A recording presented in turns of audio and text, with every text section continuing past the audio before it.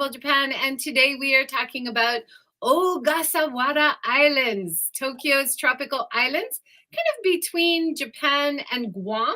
Wouldn't you say, Tom? Yeah. Yeah, about that. So today, JJWalsh here in Hiroshima, joined by Tom Miyagawa Coulton, also in Hiroshima, but on a beautiful island called Mitarai. How's the weather today, Tom? Yeah, it's okay. It's holding up. It's a little bit cooler than it's been recently, so that's good. Yeah, and we did the Ogasawara trip a few months ago. We're going to try to remember, but go through your beautiful photos chronologically and try to remember and talk about how the trip went. Any big takeaways before we start, Tom? What really stands out for you? I think just the remoteness, like it's the fact that it's still part of Tokyo, but then it's a 24-hour boat ride away, which is it's you don't really get that much Absolutely, anywhere else. right? And like stepping off on the boat on the first island we went to, Chichijima. Was it Chichijima first, right? Yeah, Father Island, and then we went to Mother Island, Hahajima later. But how we were greeted by the local people, and that was so lovely. And then it smells like Hawaii. I grew up in Hawaii. It feels like a tropical place, but yet you, like you said, you see all the license plates of the cars are Shinagawa or places in Tokyo, right? yeah, it's a pretty unique place, I think. Yeah.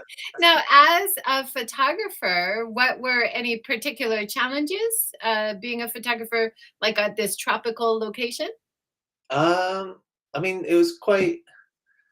I mean, there was quite a lot that it was. Yeah, we had a bit of a whistle stop tour, so it was like there was always a lot to shoot, and so I guess it was a case of like trying to not shoot everything, trying to shoot, kind of concentrate on what um, you want to take. But yeah, no, it was pretty amazing. Like, well, I guess we'll get to it later. Yeah, we'll get to it. I just want to point out one thing. I observed you spending a long time, maybe almost going blind, trying to capture some of the local special, amazing creatures that were jumping. So you did catch some whales you got some great photos. I'll just show some before we go through the slideshow. Catching the fin, slapping the water, and wasn't the sound incredible? It's really impressive. I mean, I think this time it was a shame that we didn't have time to actually go on a kind of tour, like a kind of whale watching tour. But yeah, this was just like we shot this um, just on the boat that goes between Chichijima and Hahajima. Yeah, So that's yeah, amazing. on that kind of ferry, you can see these um, humpback whales jumping, breaching, which is great. Yeah. So we could kind of see them from like a upper viewpoint Mm. area, but the photos you were able to get were actually from the ferry boat between the islands. Is that right? Yeah, I think you need a pretty, like, a really, really big lens if you want to capture those from the. Yeah, Like how many feet wide or long, right? Yeah. you got to Um, be you on the you water. also used a drone. You had permission to use a drone, so you got some beautiful shots. Some of the battleships, sunken battleships in the swimming beaches. Mm. How was it using a drone? Was it challenging with the wind or anything? It was actually it was really it was nice using the drone, and I think the drone footage, like the video, we shot some video as well, but uh, yeah, they came out really, really nicely. I mean, to be honest, I think it would have been great to use the drone a lot more because yeah, it would be But amazing then, to like shot. many parts of Japan, getting permission is always challenging, right? It's pretty challenging. They're quite strict about things like that. So. All right, well, let's get started. Let's start with our getting on the ferry in Tokyo. Mm. So we both went to Tokyo from Hiroshima by train or airplane. It's very easy to get around Japan, as most people know. This is what we saw before we got on the boat, right, Tom? Yeah, so this is just kind of the view. So you got Skytree on the left in the corner. And so this is from the ferry port in Takeshiba, is it? Yeah, near Hamamatsucho. And that was really interesting, like starting the ferry there. It was really exciting, like going through the city first, right? So you start like in all the famous city building area, and then you go out like toward the coast. We saw a little bit more like manufacturing and shipbuilding and stuff like that, right? Yeah, and sailing past Haneda Airport, got all these planes flying overhead and things. That's right. I forgot about that. We saw lots of planes going overhead. That was fun. So And yeah, then this was the oh yeah, so that's the ferry terminal. And the ferry terminal was we don't have any pictures from inside, but it was quite simple, right? And they had like waiting areas. They had a really cute little coffee stand and like bento rice balls. We ate a lot of rice balls on the trip, I would say. Yeah, because we were so rushed. So the places we stayed on the islands, even they gave us big rice balls to tide us over, which was so sweet, right? And it was like, yeah, they were quite big, weren't they? I took I don't know if you had any photos of the food on the ferry, but I had some photos. Maybe we'll show that a bit later of what the food looked like. Okay. But the food on the ferry also wasn't too bad, right? It was yeah, it was okay. I mean, it was yeah, I think it's probably quite difficult to kind of do like catering on a 24-hour ferry. So Yeah, I was impressed though. They had a bit of variety. Up on the upper deck, they had like a snack shop bar, right? And yeah. I could get pepperoncino pasta and some edamame and nuts and things. So as a vegetarian, I was a little bit worried. Mm. You had a little bit more choice down in the main dining area, right? Yeah, so those are yeah, it's like a kind of shokudo type style with like different kind of set menus and things. So Yeah. and then a little kind of snack shop when you're feeling a bit peckish. Yeah, yeah. That's right. Little convenience store as well. What we're looking at now is like the back of the ship, and you can see all the shipping containers. So that's one thing I realized on the island, right? Like they're still quite dependent on the imports of food for the supermarket. I remember going in one of the local supermarkets and they said, "We have bread today," because the ship just came in. You realize quite often they don't have bread because the ship is kind of in between ships or something, right? Yeah, exactly. Yeah, so I think this is like this ferry, and the ferry only goes once a week, isn't it? Yeah, so um, it really is like the lifeline for the islands. So yeah, And we did ask them if they're growing local things. It sounded like they were growing some local tomatoes and lots of citrus, but there wasn't that much like rice farming or things that you would think of as staples, right?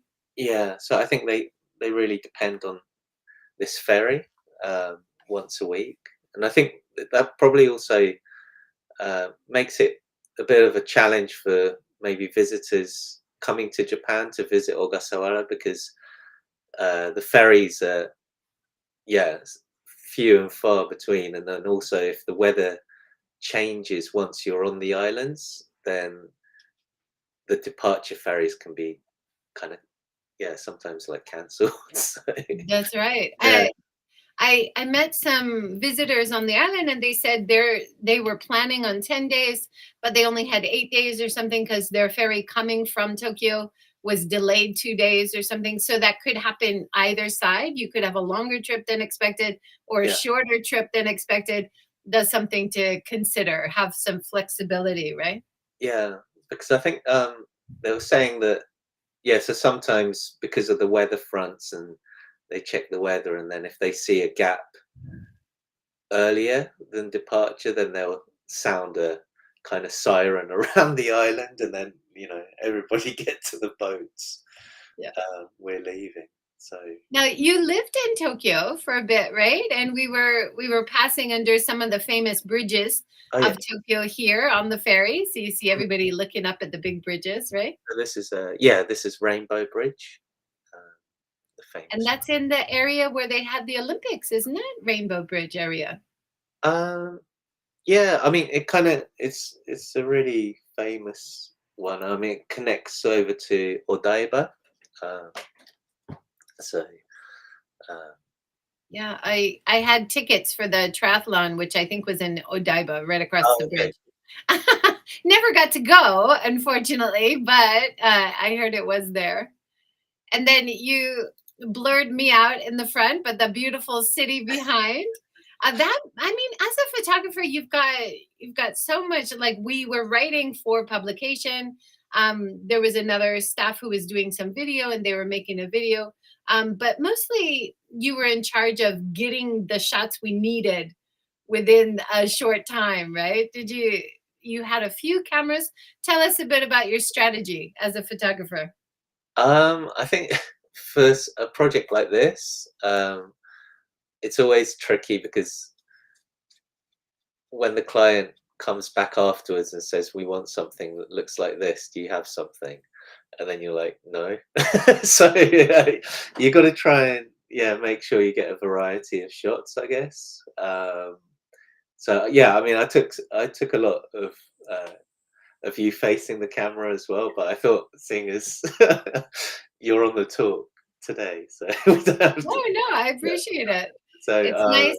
It's because you're right. You're not sure what the editor is looking for, yeah. like what the angle's gonna be for the publication. You've worked on a lot of publications, websites, videos Mm. over the years in Japan, so you kind of have an idea what people will be going for, right? I think yeah. I mean, sometimes the editor or the art director or someone they'll have a very kind of specific view of what they want, um, and then you can just kind of capture that. But if they're more open about it, then you want to try and get as much variety as possible. I think. Nice. This and then the journey is 24 hours. I think we said that from Tokyo to Ogasawara, and that's really the only way you can get there, right? Oh, Is a 24-hour ferry at the moment. So we saw as we're leaving Tokyo, we saw more of these like shipping containers um, going out and doing deliveries. What are we looking at? What's the top left of the horizon? What is that? I think that's there's like a kind of a tunnel that goes underneath the bay, and I think that's one of those massive vents that um, pops up. I think I might be wrong. It looks like a vent. It's really cool. Yeah, At first I thought it was a sailboat, but and I it's think it more was around this time that our phone reception started okay. disappearing. Yeah. So not really possible to check with GPS or anything, right? So then, yeah, I think that was yeah. So our reception ended around maybe a bit further on, and then that was it, wasn't it, for about 20 hours, 24. Yeah. And in a way, isn't it nice? You're like, oh, I can't use Wi-Fi, but maybe I'll read a book. Like, what a refreshing change, you know? Yeah, it was weird to be like completely cut off, but Yeah. Now this was like the main dining area, and I didn't join this. Tom, was this like a introduction of Ogasawara? I missed this part. yeah, I think so. It seems like they do like these kind of workshop introductions um, about the wildlife and the environment in the Ogasawara Islands. And so this guy, yeah, I think he's like the guide. So he was giving this presentation about all the different species, and so yeah, it's very famous for the amount of snails. Yeah, these kind of like snails and animals that are specific only to the Ogasawara Islands. This is kind of it's officially documented with UNESCO Mm. as a nature reserve and for these special species. And one of the rangers we talked to, she said she really thinks it was the snails, that unique insect that really doesn't exist anywhere around the world. I'm sorry, I said insect now. It's not really an insect, is it? Yeah, It's I don't know. Is it? oh no! Somebody please correct me. Yes, it's not an insect, I'm sure. But on the picture here, Tom, what does it Oh, say um, about like the rare or native species? So it has dragonflies. uh, yeah. Well, it's got just kind of like insects, and then um, like Things the with kind of shells, like snails. snails. Yeah, so they are 94%. shelled gastropod. Oh, okay, thank you. And Um, then and flora and fauna is the 36% on the right. yeah, and I think it's kind of like the the percentage of kind of unique creatures, like yeah, within Japan, I guess. Nice. Yeah. And then here, talking about population of the islands, right? Yeah, So on Chichijima, yeah, it says they have 2,153 people, yeah. and then Hahajima, 458 people. Mm, And we did ask them about how many visitors they have every year because it was the whole focus of the project was to write about sustainable tourism. So that's something we often talk about in Hiroshima too, right? Like Miyajima has 1,500 people, but 5 million visitors, right? So this is something always to think about. How do you balance needs of locals, needs of visitors? And like you said, Tom, that connects to like the shipping containers and how much dependent they are on food coming in. And then as the visitors eating that food, we did sometimes ask the people, is it okay, like we're ordering so much food, right? Like are we taking food away from locals, right? mm. So yeah, I mean, I guess with these islands, then you're kind of like limited by the number of people who can actually board the boats, because there's no real other way to get there. Um, so that kind of automatically maybe will kind of limit the numbers. Uh, Hmm. but yeah, I mean, I think it's And interesting. then That's it right. is interesting and something to keep in mind, but also one of the things they're not having trouble with is depopulation, and they actually have a lot of young people who want to live there. One of the other issues they were having was there's not enough housing, Mm, so all the housing available is being used, which is very unusual in Japan. We do have a lot of houses which are empty everywhere, but they didn't, right? All the houses they had, they were being renovated, they were being used. And I thought that was a really nice, interesting point, right? yeah, it was really interesting. So, like, I mean, I'm living on an island, and it's the average age is over 70, and the population is just going down. But yeah, it was really strange being on an island where the average age I think was like around 40 or under 40 or something. It was like very young, lots of young families, and actually not very many kind of elderly residents. So um, it seems like when because they don't have like big hospitals there or anything like that. So when people get to a certain age, they actually move into like Tokyo on the mainland. Uh, Right. yeah. But the people we talked to said it is a challenge because, of course, there's more demand. Like more people do want to come Mm. and live there. And then on Hahajima, the second island, they're also doing a big construction project, trying to get solar panels and making their own energy, which is a great thing. But how do you house all the workers who have to come over and make that, right? Like that's something that was an issue they were dealing with, eh? Mm. And also like the possibility of kind of contaminants, I guess. I Mhm. guess we'll come to that later. Yeah, we'll come to that a bit later, but they have to be really careful about people bringing in bacterias and things that will damage the local flora and fauna, which is part of their nature preserve and something they're working hard on. Is this the first sunset? Yeah, so it's starting to be the first sunset, I guess. Yeah, but Did you yeah. have certain filters or certain cameras you used for this? I don't, nothing in particular. Yeah, but it was just kind of nice just being out in the open sea and just not seeing anything. Yeah, so it's kind of weird. Like in so around where I live or around Hiroshima, you've always got like islands on the horizon and things. So yeah, it felt quite impressive to be out in the middle of the Pacific.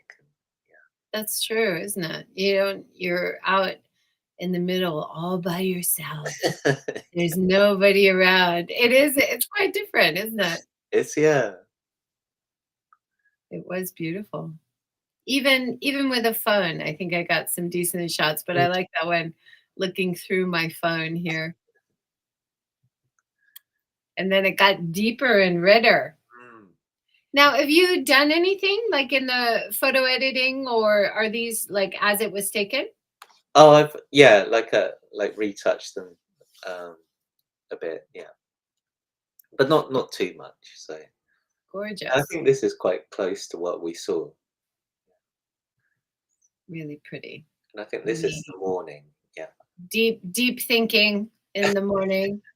And looking out, and we it's interesting, right? Because you go to sleep with that, like you said, the big view with no islands, no nothing, and then you wake up and you're like, there's even less, like there's just nothing. But then later in the day, as we're nearing the islands, we started seeing lots of small islands that aren't inhabited now, but I think they used to be, right? Mm, yeah. So I think yeah, I mean the history of these islands is just really fascinating. So it's like it seemed to be there's lots of different kind of groups that um, sort of maybe ethnic groups and people from different parts just coming together on this island.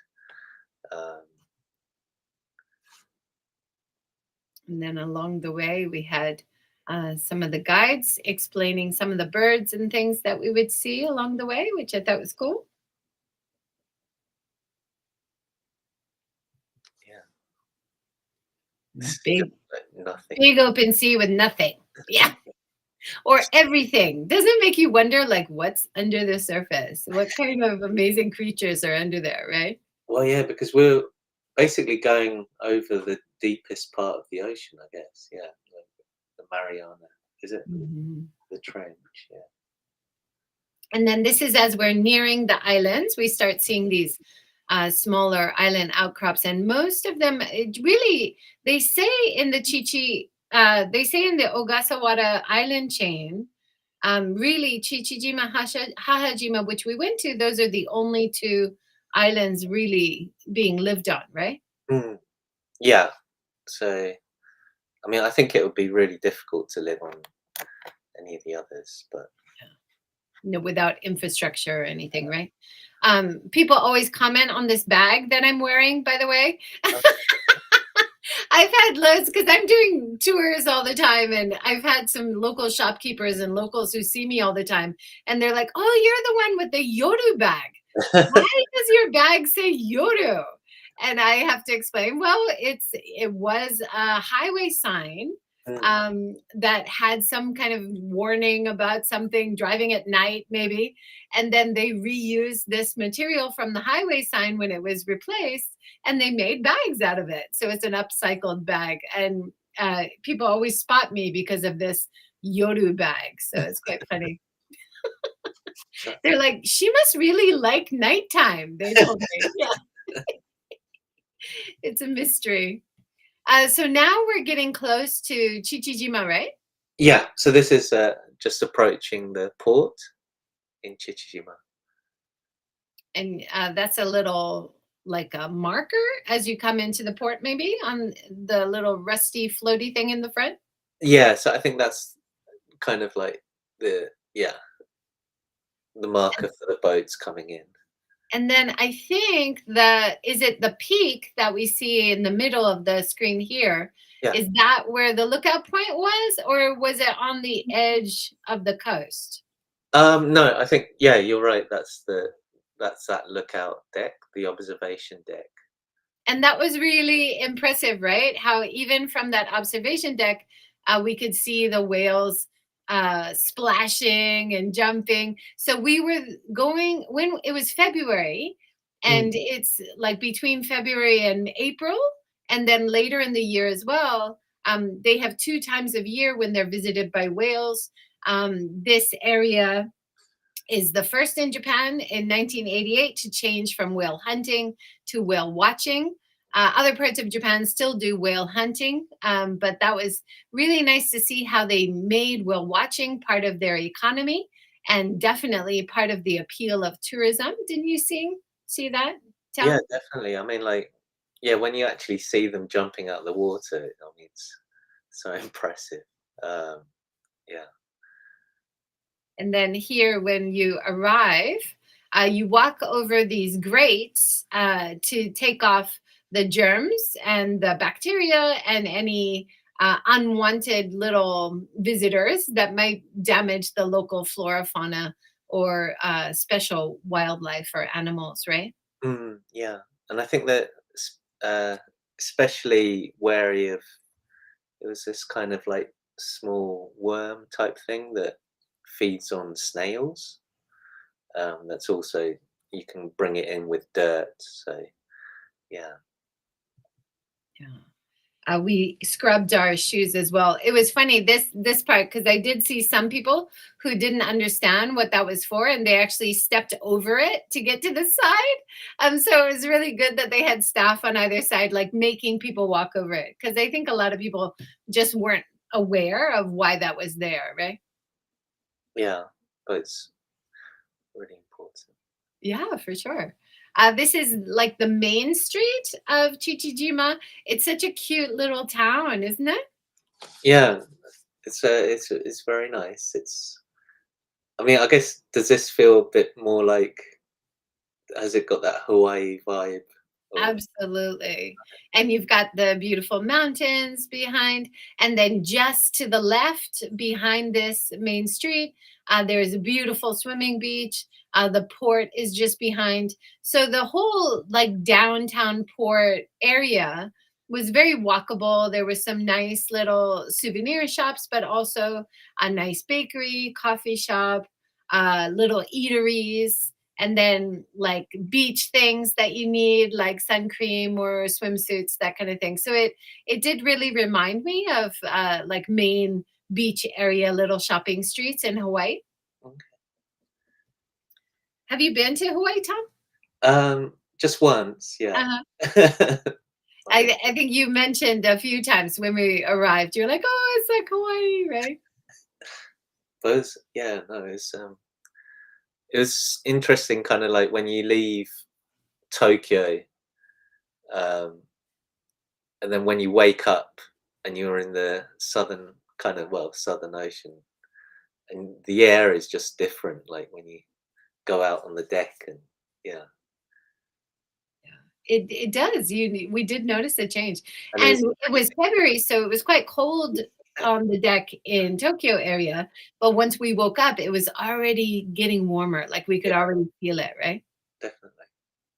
Now here, you've got me walking into the Whale Watching Association building, Mm, where we talked to one of their staff about dolphin identification, new program that they're doing. But in front, you can see these really amazing tropical trees that they had everywhere, and it's like a bundle of seeds, right? And then remember the mayor? He showed us how it's very sweet if you pull it out. You can actually suck on it. You remember that? mm. And I think it is it the bats? Did the bats like? Maybe the bats like it. I don't know. Yeah, the bats like it too. We'll see pictures that you got of the bats when we did the night tour a bit later. That was fun. So this is the staff who was talking about the research of dolphin identification. what they're doing, they're not actually physically tagging the dolphins. They're just trying to set up like an online database where fishermen, people who do whale watching or dolphin watching tours, as well as the researchers themselves, can start identifying certain marks on the dolphins and whales, maybe, but mostly dolphins. And then in the database, they can share the names, they can share information about them and kind of track them over time, how they're doing, if the family is increasing, are they healthy, that kind of thing, right? Mm. How about as a photographer, was it hard, like in an office room trying to get the right shot? I mean, there's only so much you can do. You know, Yeah, he's very introduce it. photogenic. Good job. Yeah. And then here, Yeah. this was with a tour company that does dolphin swimming activities, right? Yeah. So he was kind of like surprised that we weren't going out on a, on a whale watching, because this was just like prime time for whale watching. Um, but it's quite interesting that apparently, is it this the case in Hawaii that like you're not guaranteed to see whales when you go out on a whale watching tour, but here it's like it's almost pretty much guaranteed that you're going to see something if you go out. Yeah. You Well, you can't guarantee. It's like know? any guided tour, right? You can't guarantee the weather's going to be good. You can't guarantee. You can't guarantee you're going to see whales or dolphins. They're out living their lives, right? But yeah, I thought he was really interesting. He had a great attitude about making sure you preserve and take care of the dolphins. So, not letting too many people in at the same time, for example. If the dolphins look stressed and he's seen them over so many years, he doesn't let his guests go inside. He just talks from the deck with them.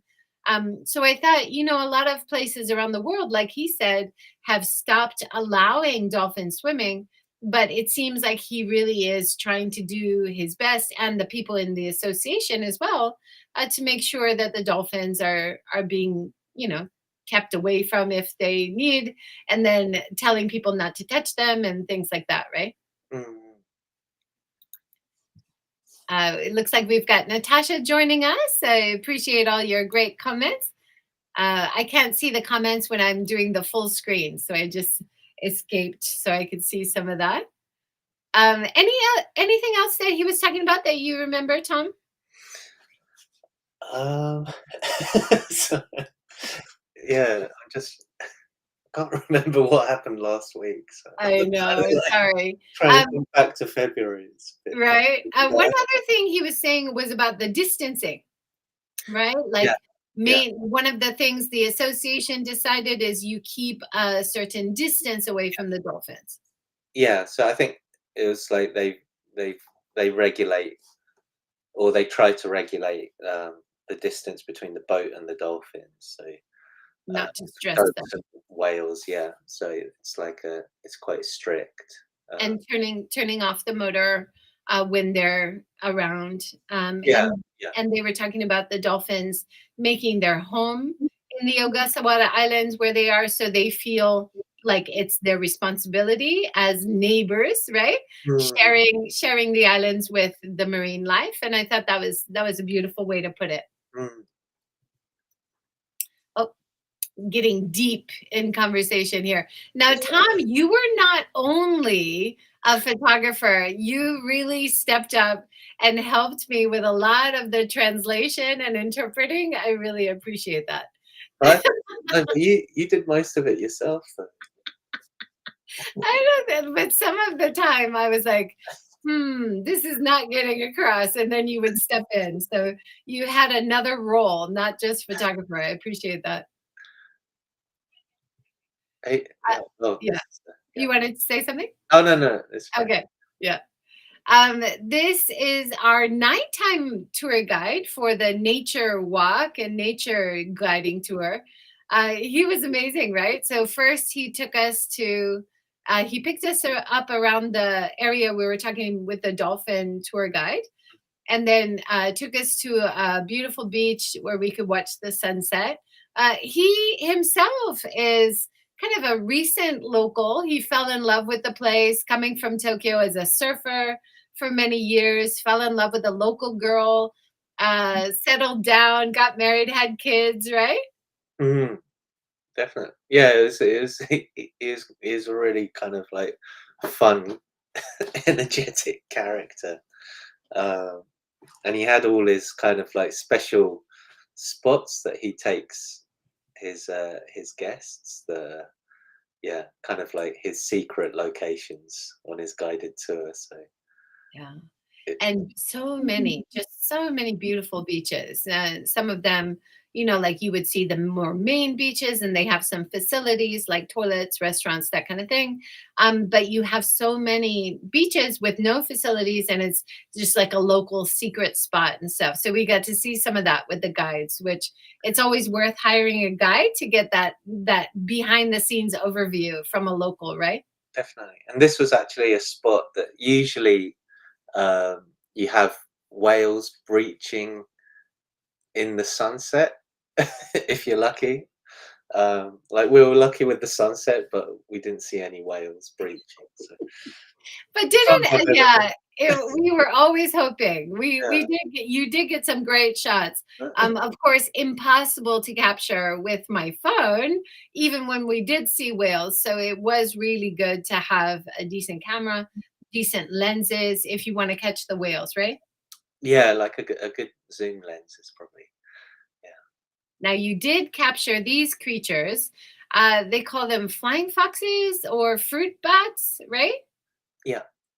So And so this is one of the guide's secret spots. So um, he found this area where all the fruit bats start moving from their kind of their house, their homes, I guess, the cave in the caves, and then they fly off out to kind of find food at night, and they all fly past this point. So you just see like a long train of fruit bats flying yeah, past. So and it's pretty impressive, yeah. seeing it like from this distance, we've got a close up coming next, but Mm. seeing it from this distance, you couldn't really discern what kind of bird it was. It just looks like a bird, right? But then seeing the next picture, you really realize how different they are. Mm. Like they look like bats, but they also look like, I don't know, like squirrels or something, like mixed in. Like they're very unique creatures. They're special to the Bonin Islands, right? Yeah, and also I think yeah, and the guide was using this kind of red light that doesn't affect them. So yeah, it was pretty amazing. Like when he showed us the bats, because you wouldn't notice they were in the trees until he found them.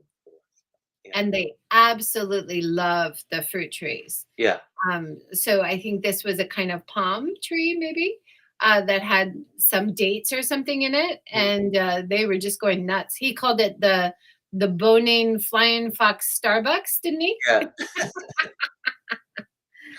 But yeah. yeah, I love that the guides were using special lights, which doesn't interfere Mm, with their normal habitat or their normal behaviors. yeah, There were some farmers that also told us that they're a pest when you're trying to grow something like fruit, if that's your business, right? So this area was like a protected area, but they allowed the fruit bats to come in. But wasn't that funny, that story about was it a lemon orchard where they hire people to do part-time jobs to just hoot up into the tree to keep the flying foxes away? Wasn't that funny? yeah. So that's a real part-time job. Yeah, And uh, I guess during I these guess months. having a recording of it, of someone going, "Whoo, whoo," just wouldn't be good enough. They actually needed real people to do it, huh? Yeah. So How'd you like that for a part-time job what's if you nice visit the summer island? job. um, yeah. And then this is the next day. This is really near the port, but you can see how beautiful blue water, clean white sand, the beaches, even right next to the port where the ferry comes in. Mm. And the beach was really clean. Now you live right next to the coast, and I often go to the coast and do cleanups. And so I really noticed how clean the beaches were. And a lot of locals said that they every day they're out there, and if anything, that's not supposed to be there comes in, they'll make sure to clean it up. And I thought that it was like the extension of getting out in front of your house or business and cleaning your street. It was like the extension for them is to include the beaches, which I thought was really cool for Japanese culture. Definitely. Like on our island, we had our annual beach clean on Sunday, and there was just so much rubbish and plastic, and it's pretty shocking actually. Yeah, and it's a problem worldwide, and it's not just Japan for sure. There are certain areas because of the tides that are just catching it more than others. It's something we should all be thinking about, right? Like, how do we reduce how much plastic is coming into the shop because it ends up in the ocean quite often, right? Yeah, definitely. So this is me walking around with the local mayor, the island's mayor, right? And he has this special aloha shirt, which I loved. And I said, "Can I buy one of your special local Ogasawara aloha shirts?" And he said, "No, it's only for the government officials." And I thought that was so cool because this is a culture we have in Hawaii of having aloha shirts is business wear, Mm. right? It is the normal, like for a meeting or official, and it's casual, but it's professional, and I love that. Was it tricky getting people in action like us walking along the beach? Take lots of photos. Oh, it was it wasn't too bad. I mean, it's kind of nice, like on the Ogasawara Islands, like wherever you take a picture, it turns out quite nicely because it's a really beautiful part of the world. So We were also quite lucky with the weather, yeah, so very lucky. Yeah, because we had a tight shooting schedule, only a couple yeah, days on each island. So if it had been rainy, that would have really been a more challenging trip for you, right? definitely. Yeah, no, we were really really lucky. So here is the viewing spot Mm. for whale watching, and people just come up here, have their lunch, have some drinks. Did you have special lenses up here to try to catch the whales? I mean, I tried to catch them, but I mean, it's just too far away. So, um, but it was quite impressive. So here, like, you get the 360-degree view. So it's a really good place to just spot whales, I guess, because you can see when they breathe out, and you see the plumes of vapor. But it was quite impressive just being up there and just seeing how many like whales there were just in this area, Yeah. swimming with their calves and things. Yeah, And the signboards just below tell you what to look for and what it's called, right? So if it's just hitting it, getting its head up, it's called something. If it's splashing, or if it's breaching, right? And so a little bit of education as well. That was fun. yeah, And then there's a view down to the port. yeah. So everything's pretty much walking distance. Yeah, this is like the main settlement on the island. It was a lovely little port area. Mm, It wasn't bad. And you can see how around the port, of course, they have a lot of concrete, but they haven't concreted all the natural beaches, which was really nice to see mm, because a lot of Japanese coastlines are completely concreted. mm, And now they're kind of thinking it's better to go back to natural beaches in terms of erosion and even protection from waves or protection from storms. They have found over the years in Hawaii as well as around the world that if you actually have natural beaches, you have more mangroves or natural trees, it actually gives more protection than the concrete. So Mm. we're learning, and hopefully that helps protect nature reserve areas like this. Mm. And this is what we showed earlier, but from above with the drone, right? Yeah.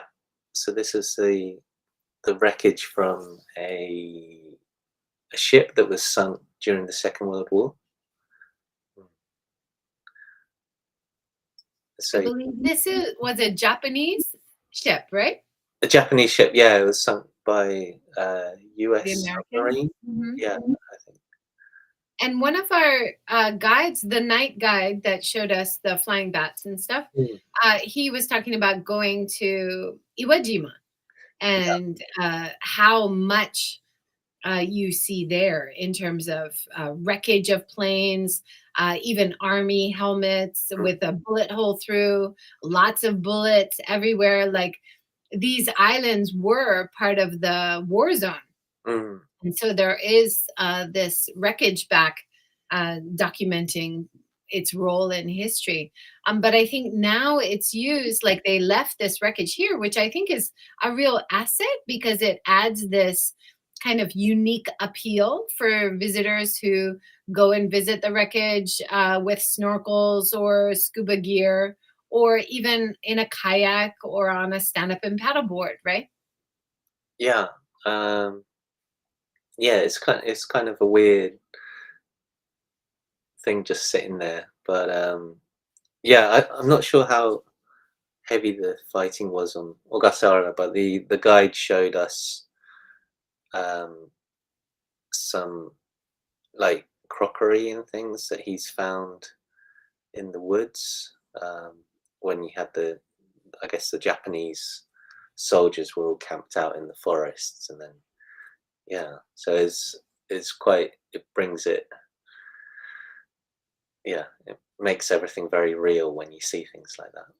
Absolutely. And we didn't see any airplane wreckage in the forest while we were there, but I had seen another video of another guide going in the forest, and there was a airplane wreckage, and they always made a point to pray for the lost souls. And I thought, oh wow, showing that respect for people who died here as well. Is a real part of Japanese culture. You see at temples and around Japan a lot, right? Mm. Yeah. Another interest, like you were talking about the guide showing us the crockery from the Old Navy or the Imperial Mm. forces that were there, because they would camp in the mountains, and so some of their old crockery was there. But he was also trying to show us the glowing mushrooms. Now we didn't have a chance to see any, right? But that's one of the unique things of the island too. They have this special kind of fungi that actually glows in the dark at night. So he was trying to explain and it showed us photos, but we weren't lucky enough to see that, right? Yeah, so I think you have to go during the kind of the rainy season, I think, for that. So it needs to be like the right kind of wet conditions. But yeah, apparently, like when it does start glowing, it's actually quite bright. So yeah, it's definitely worth another trip to Ogasawara. Oh, for sure. I want to go back and stay a month, Yeah, stay longer, and really explore more. I think that even we had a week, but that was just not enough time. yeah, yeah. Um, so here we visited a local coffee farm, and as someone who loves coffee, it was so nice to meet her. And it was a family farm. Her dad had been doing, and then she's also trying to grow some herbs and spices, like vanilla bean and really interesting things as well. So that was lovely to meet her. Great photo here, Tom. Thank you. And It, she was it, so animated and passionate about what she does, right? yeah, and it kind of really when she was explaining like just how many coffee beans you need just to for one cup of coffee. I mean, that's it. Kind of really brings it home. I mean, it's a lot. Yeah.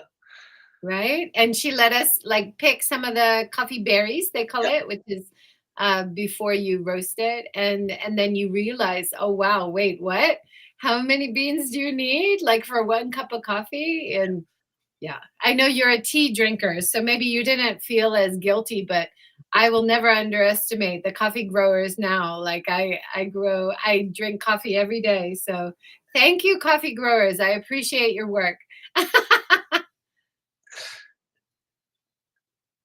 Here she is talking about the coffee berries. Did you plant? She gave us some to plant. Did you plant yours? I don't know where that went. That went somewhere in my suitcase. I got, yeah, I have planted it, but I haven't seen any growth yet. So we'll check back. She said keep it in the dark until it sprouts, and okay, then put it into the sun, but not too much sun. So it sounds a little bit tricky. But there were other places that were selling like coffee plants, like starter yeah, plants. yeah, So I should have brought one of those back because I'd have a better chance, I think. yeah. Because I think Growing from seed is hard. because you're allowed. I think you're allowed to bring stuff back from Ogasawara, aren't you? Yeah, you That's can't right. take anything in, but No, you can't take anything in because of the things that might be hiding in the dirt, but you can bring things out. yeah, So here you've caught me scrubbing my shoes. Now, this wasn't something they made everyone do. It was kind of if you want to. But I thought, yeah, they should make everyone do this because a lot of people do the hiking as well. Now, before the hiking trails, they also have you scrub your shoes before you go on the hiking trails. But there's probably some people that don't do it enough. So maybe mandatory scrubbing of shoes before you get on. It's kind of like a nice thing to do as a visitor. I didn't mind it. yeah. And I think like the lady who we're going to see in a minute, the ranger, like she was saying that they really needed more. Yeah, uh, like they needed to get a lot stricter. Yeah. Uh, And it was just salt water. Most areas where you're scrubbing, it was just salt water, and they said that was good enough to get the bacteria germs off or any worms or anything. Um, and it wasn't like an astringent or anything. It was using salt water, so it could go right back to the sea without any damage too, which was nice to see.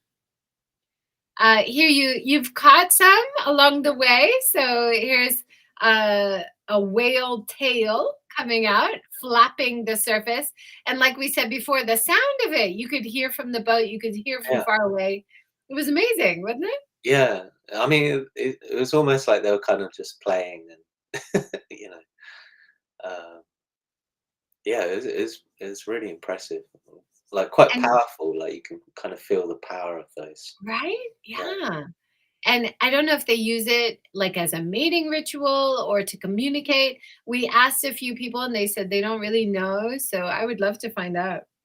This is the local ranger that we talked to, and she was explaining the need to scrub your shoes and do what you can as a visitor before you come to the nature reserves of the island. She was also kind of a snail expert, right? So she was talking about her love of all the hundreds of varieties of snails they have there, right?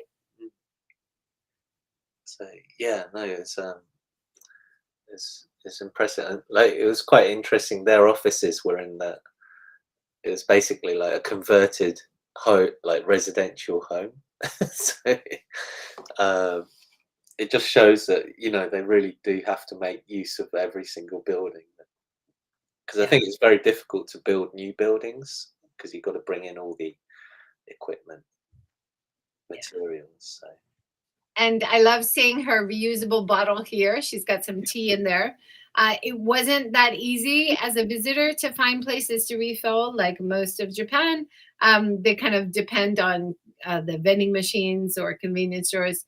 But it was wonderful to see that there were some shops that were refilling water and encouraging people to refill their own bottles.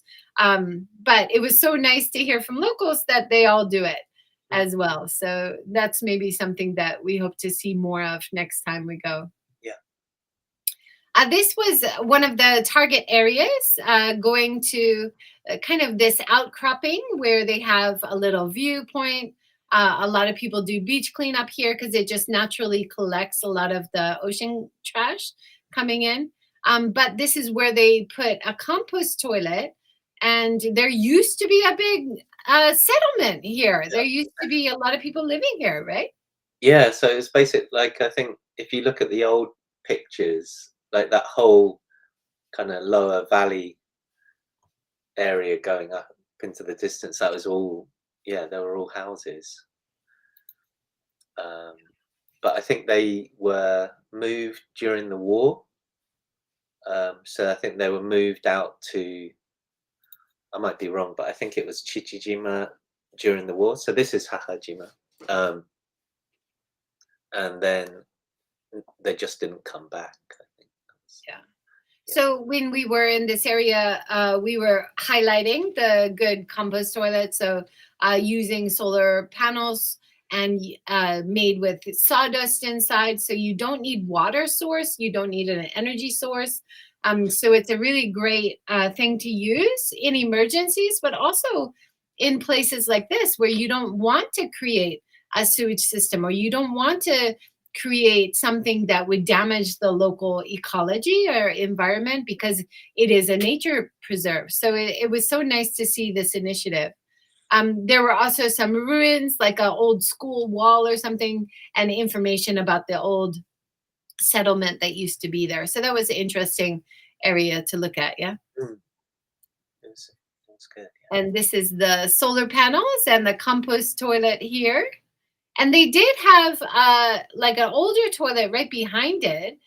And it was like a typical concrete toilet. And I guess it was maybe a tank that they had to keep emptying, that old system that they use in Japan sometimes, right? But it was all moldy because of it was in the shade or just over time. But this compost toilet was so clean. So it was nice to see that they've got this new thing that will really support local people who visit the area for fishing or beach cleanups or events, but also for visitors who come out for hiking. It's just a great initiative they have going. And I think water's a very kind of on the islands, on both islands, water's a very kind of valuable, precious resource they don't have a lot of. So. And it hadn't been used yet. It was brand new. So we got to shoot inside the toilet, which maybe normally we wouldn't do. What do you think, Tom? But you can see it's sawdust inside, and then it has like arms that move around. So on the left wall, you can see a button. So if you had a big job that you need to coat with sawdust to keep the smell down, you press the motor, which is powered by the solar panels, and it moves things around. So it's kind of like if you think of a litter box for cats, and how the cats will cover what they do, and that contains the smell. Same idea here. And then they use regular toilet paper, like you see in the front left side of the view, right? And we saw one that was already in use, later on, and and I used it. Did you use it? No, I didn't use it, I don't think. You got to try these things, Tom. It might be good for your area. You never know. So this is a local tourism organization staff that we had the chance to talk to. He's moved, like many of the people we talked to, they'd moved from Tokyo. They'd moved from other areas, fell in love with a visit, and got jobs there, or were transferred there and fell in love with it, wanted to stay longer. And he was one of the latter, right? He was transferred, fell in love with the area, really fell in love with fishing, especially, goes out and enjoys fishing. And he said, as he's fishing and enjoying his day, he just loves watching the dolphins jumping and the whales jumping. Like, what a special place in the world to live in, right? That sounds idyllic. And then this was another nature guide, and he runs a tour guide service called Mommy Shark. I want to see Mommy Shark. Is that right, Tom? Yeah. Yeah. Right. And it was his wife's idea, kind of playing on that popular kid song, Baby Shark, which I won't hum it because you won't get it out of your head forever. But it's a great play on words. And he also does education for locals and local schools, as well as taking groups around and doing seminars for people coming in who want to learn more about the local nature reserve, the flora, the fauna, the wildlife, that kind of thing, right? Because I think on this day he was taking people around like to do surveys, and yeah, he seemed really busy. Yeah. And he also came from another area of Japan. He fell in love with the saving the turtles that they do when the sea turtles come in, and they made a special area to protect the turtles so they could nest and leave their eggs without getting predators coming in. And then he fell in love with the area, and he also married a local and raising kids, right? So it's so nice to see even people coming from the outside, but who are so passionate about maintaining community, maintaining culture, but also maintaining the local natural reserve, which is what we need, what we need of new residents, but also to make that bridge between protecting the local environment and the asset and the appeal to the visitors who come in, right? Yeah. It's kind of like your job in Mitarai, isn't it, Tom? Yeah, yeah, maybe. I think When you're not busy doing photo projects around Japan. Uh, yeah, this was one of the beautiful birds that we saw, right? yeah. So this was the Meguro, I think. No, yeah, Don't they call them Japanese white eye birds? Yeah. yeah. So that's a Mejiro that we get. We get those around here as well. But I think this one's the one that's specific to the island. That it's like the black eye ones. Beautiful. It's So we some of managed. them had more of a mask instead of just a color around the eye. It was like a mask across, kind Yeah, of like a Batman style, right? yeah. And then another specific, like indigenous bird, right? Yeah, That's so this was beautiful. the pigeon. I think this is the indigenous pigeon. Um, Beautiful. The we rainbow managed, colored neck. yeah, I think they're quite rare. So uh,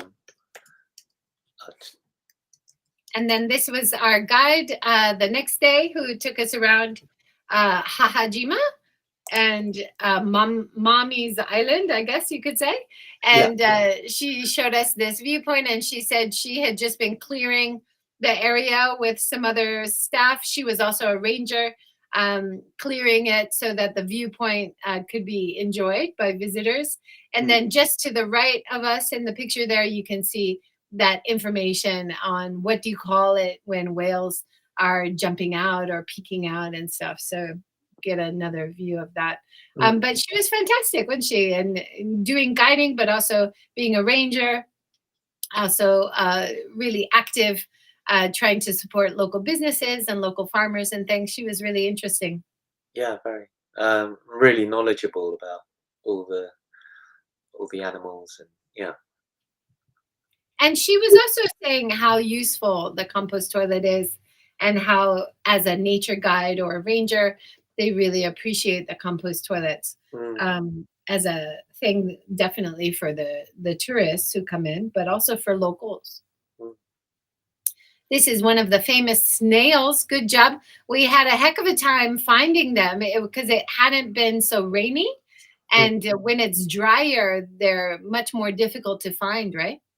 Yeah, and also I think it seems like they're kind of like in decline.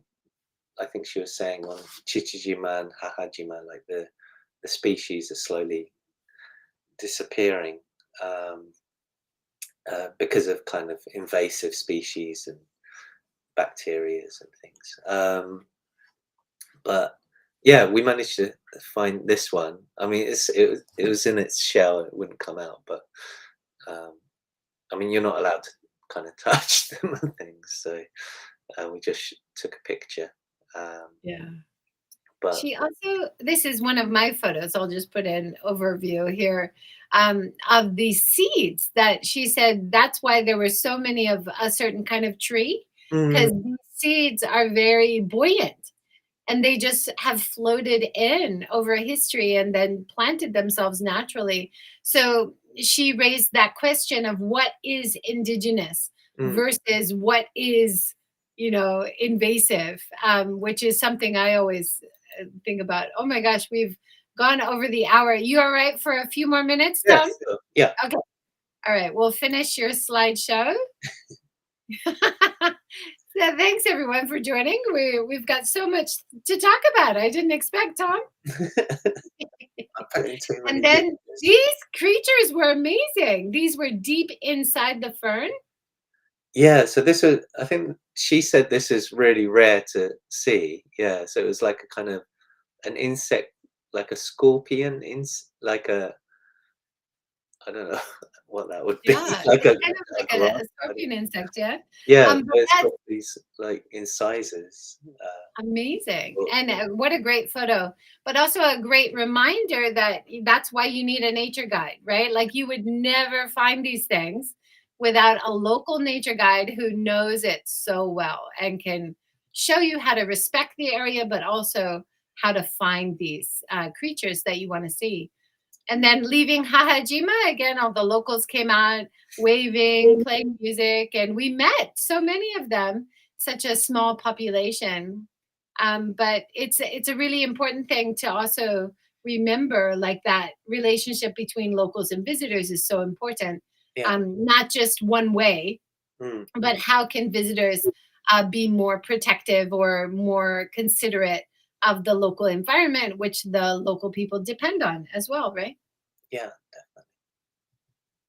And then on the way back, you caught, what do you call this? We've lost all our whale watching vocabulary, Yeah. but you can see the back fin Yeah. of humpback whale here, and then the tail Mm. splashing.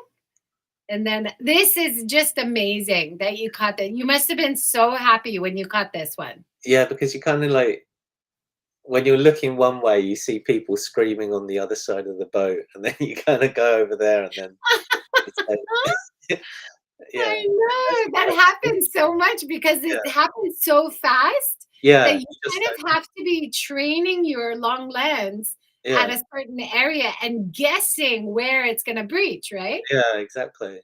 So yeah, Well done, Tom. You did a good job. very. You must have been so happy to get this one I think yeah, this was nice. because they didn't actually breach that much. Like breach means completely out of the water. You can see how just the dorsal fin is touching the water on the bottom. Yeah, He really jumped out of the water. It's amazing. yeah. I mean, it's quite yeah. So when you see those pictures, like in magazines and things of these impressive breaches and these arched humpback whales. I mean, that must be so rare. Yeah. I mean, to get that picture, those photographers must, yeah, have to wait for ages. But Right? And how many thousands of photos must they have to take to get that, right? yeah, Well, that, and then we made our way back to Tokyo on the long ferry, mm, going to Ogasawara Island, nice and smooth, no real problems. Tom and I both suffer from motion sickness sometimes, yeah. but the way back was a little bit rough. So Really? we didn't really do much on the way back. We just survived it. Yeah, that was pretty rough. I mean, there were points when you could feel that you're like in midair. Right? Yeah, And you're like, okay, it's gonna be okay. Like just holding on, trying to get through it. So if you are worried about the boat ride, yeah, make sure you take some motion sickness pills with you. That's always a good idea.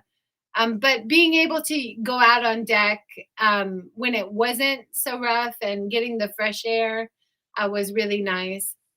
And right. then there were showers and everything on the boat, so it really had everything you needed.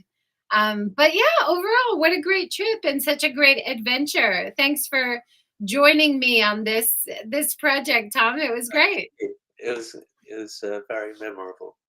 Yeah. And I want to go back and not be on deadlines and just enjoy it because it is such a beautiful place. And you saw people, we saw a lot of people just cycling around or walking around, spending the day at the beach. And that's the way you want to go and enjoy it, right? You want to take time. Yeah, I think it's if you're gonna go, just yeah, take your time. Um, Go on like a whale watching cruise one day, beaches the other days, and yeah, just kind of. I think the whole atmosphere is just this kind of like relaxed, calm. You just feel like you're on island time when you're there. So yeah, Yeah. And one other tip for vegetarians, I took a vegetarian dashi packet, so a soup stock packet, and we had some lovely local restaurants that were so accommodating. And they used my dashi packet and they made me beautiful noodle dishes, tempura, which usually has a fish stock, but they were really more than happy to cater. But that extra little help from my side really did help. I also met some other visitors who were vegetarian and they said they were accommodating, but it was a little bit hard. So if you are vegetarian, maybe just plan ahead if you're going to the Ogasawara Islands. But if you eat fish, you had a lot of great things to choose from, right? yeah. Like I mean, the food was fantastic. I think like your trick with the dashi soup stock packets, that was really good. I mean, I think the chef took it on as like a challenge and You came did. out with these Great. Yeah. dishes that looked better than the ones on the menu. So, yeah. Well, who knows? I mean, by doing it in a positive way, you might have a positive effect. Maybe he'll add it to the menu in the future. But overall, just such a great experience, and the locals were fantastic, and there was so much enthusiasm for sustainable travel, sustainable living, and such a beautiful tropical place to visit. So I would definitely recommend it. Would you, Tom? Yeah, definitely. And I think it's like um, because of its location, I guess that it's always going to have that kind of slightly undiscovered, hidden gem kind of feel to it. And so, yeah, I think if you are really looking for like a special experience, so that's yeah, it's highly recommended. Nice. Well, thank you so much for joining today, Tom. I know you're super busy.